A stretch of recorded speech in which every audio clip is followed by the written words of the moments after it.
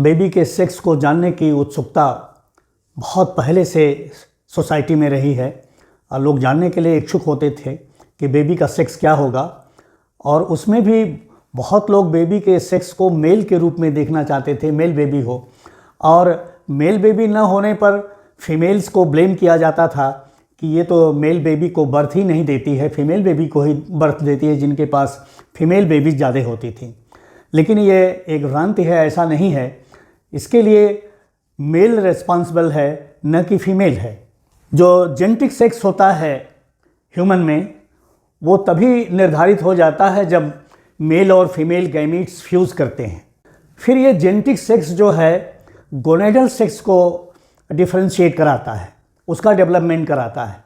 और जब gonadal sex, gonads develop हो जाते हैं, टेस्टिस डेवलप हो या ओवरी डेवलप हो, तब फिर वो सेकेंडरी सेक्सुअल कैरेक्टरिस्टिक्स को डेवलप कराता है और सेकेंडरी सेक्स डेवलप होते हैं और वो कैरेक्टर्स जो हैं डिफरेंशिएट हो जाते हैं। ह्यूमन में सोमैटिक सेल्स में, बॉडी सेल्स में 46 क्रोमोसोम्स पाए जाते हैं और उन 46 क्रोमोसोम्स में 22 पेयर्स जो हैं ऑटोसोम्स के होते हैं। वो बॉडी के हर सेल में होगा, वो मेल हो या फीमेल हो, सब में बराबर होगा। और ये जो ऑटोसोम्स होंगे 22 पेयर्स मतलब 44 क्रोमोसोम्स, वो 44 क्रोमोसोम्स जो हैं वो सिमिलर होंगे मेल और फीमेल दोनों में। वो किन चीज़ों में बराबर होंगे? वो शेप में बराबर होंगे, वो साइज़ में बराबर होंगे, वो स्टेनिंग पैटर्न में सिमिलर होंगे, मेल हो चाहे फीमेल हो। ये 22 पेयर्स एक दूसरे सेक्स में ये अनडिफ्रेंशिएटेड रहते हैं। जो 23rd पेयर होता है, 23वां पेयर जो होगा, वो एक पेयर होगा और उसमें मेल और फीमेल में डिफरेंशिएशन होता है। फीमेल में वो 23rd पेयर को सेक्स क्रोमोसोम्स कहते हैं।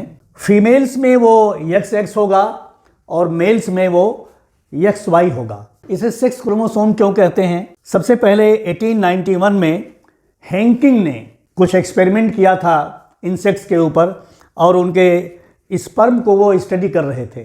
साइटोलॉजिकल स्टडी में उन्होंने ये पाया कि कुछ स्पर्म में जो है एक अजीब तरह का स्ट्रक्चर आ रहा है, स्पेशल स्ट्रक्चर आ रहा है, और कुछ स्पर्म में वो स्पेशल स्ट्रक्चर नहीं दिख रहा है। तो हैंकिंग उसको कुछ कह नहीं पाए कि ये क्या चीज़ है। सेल्स के, स्पर्म सेल के न्यूक्लियस में ये कौन सा स्ट्रक्चर आ रहा है। बाद में जब फर्दर और रिसर्चेज होने लगी और इसी तरह के स्ट्रक्चर्स आने लगे, जो हैंकिंग ने एक्स बॉडी जिनको कहा था, वो देखा गया कि कुछ खास सेक्स में वो स्ट्रक्चर आ रहे हैं और कुछ खास सेक्स में वो स्ट्रक्चर नहीं आ रहे हैं।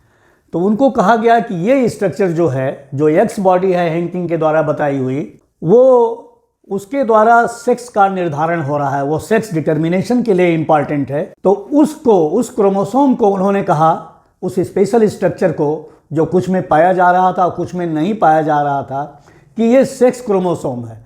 और ये जिसमें प्रेजेंट है, उसमें जिसमें 2 प्रेजेंट है उसमें फीमेल हो रहा है और जिसमें 1 प्रेजेंट है उसमें वो मेल हो जा रहा है। तो इंसेक्ट्स के केस में XX, जब डबल X है तब वो फीमेल हो जाता था और जब सिंगल X रहता था तो वो मेल हो जाता था।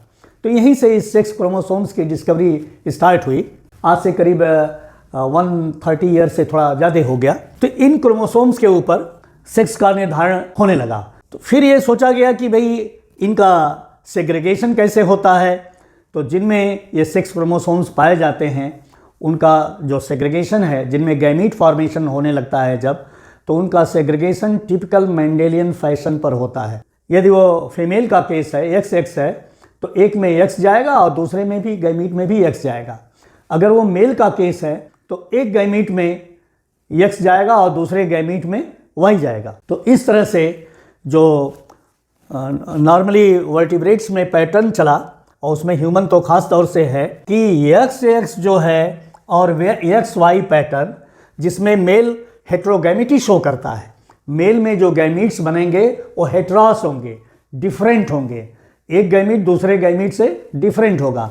एक में अगर X जाएगा तो दूसरे गैमीट में Y जाएगा। यहाँ देखिए, ये X क्रोमोसोम है और ये Y क्रोमोसोम है, जो 23वां पेयर है। ये दोनों क्रोमोसोम्स के थोड़े से पार्ट एक दूसरे के होमोलॉगस होते हैं, क्योंकि आप जानते हैं कि डिप्लॉयड सेल में क्रोमोसोम्स जो हैं पेयर्ड रूप में रहते हैं, तो ये भी पेयर्ड रूप में ही रहते हैं। इनके थोड़े से पोर्शन आपस में होमोलॉगस हैं, और ये वाई क्रोमोसोम जो होता है वो अधिक कंडेंस होता है और इसमें कम जीन पाए जाते हैं। जब गैमीट का फॉर्मेशन होगा तो ये दोनों क्रोमोसोम जो हैं अलग अलग गैमीट्स में जाएंगे, लेकिन फीमेल में देखिए दोनों क्रोमोसोम जो हैं सेक्स क्रोमोसोम के दोनों एक्स हैं, तो ये इनका जब गैमीट फॉर्मेशन होगा तो सिमिलर टाइप के गैमीट्स बनेंगे। यहाँ देखिए फीमेल के गैमीट हैं, ये दोनों ही गैमीट आपस में बिल्कुल सिमिलर हैं, लेकिन मेल्स के गैमीट जो हैं हेट्रोस हैं, डिफरेंट हैं।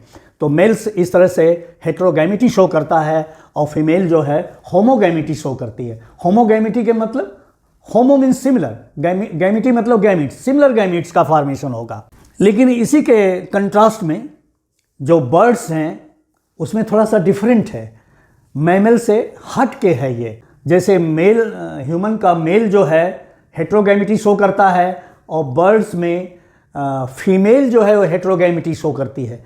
तो बर्ड्स को हम एक्स और एक्स वाई पैटर्न से नहीं शो कर सकते हैं, तो दोनों के पैटर्न को डिफ्रेंशिएट करने के लिए बर्ड्स के केस में अलग लेटर्स हम लेते हैं।